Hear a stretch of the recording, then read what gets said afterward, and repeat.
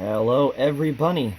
I just want to do a quick brain blurb about a fun little project I'm working on, and it's just easier done in video than anything else. So here I have an acrylic ring case. I saw it and I said I need to do something with it, and it just so happens that I was able to fit 6 smart RGBW LEDs around the side of it.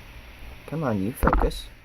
I was able to fit 3 across the top, and it's just some fun tack holding it in right now. So the idea is now we have some LEDs around the perimeter and over the dome.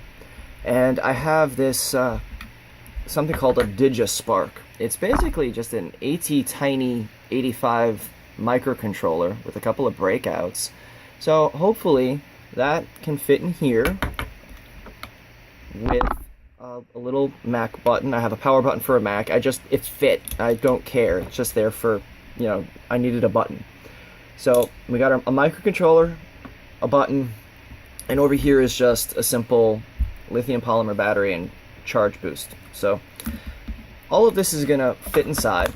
And the idea, now I know I'm probably gonna have to upgrade the microcontroller a couple of times for some of these ideas. I understand the AT-Tiny is just very basic. But here's a couple of ideas that I had.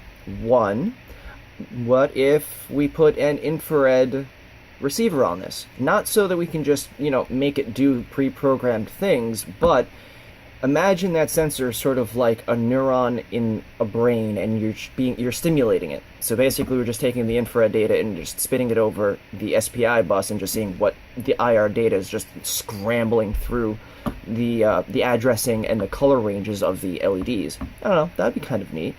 I want to put some kind of sensors inside. I mean, I don't want to get too complicated, even if it's just like a wire whisker and a spring tilt shake sensor.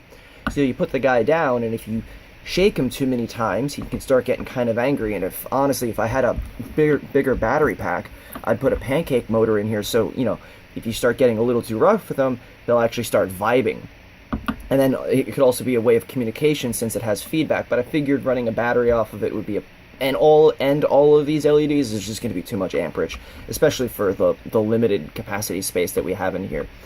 Now, I don't want to drill too many holes through this, so I want to put maybe one button under here, which is why I saw that nice flat Macintosh MacBook power button.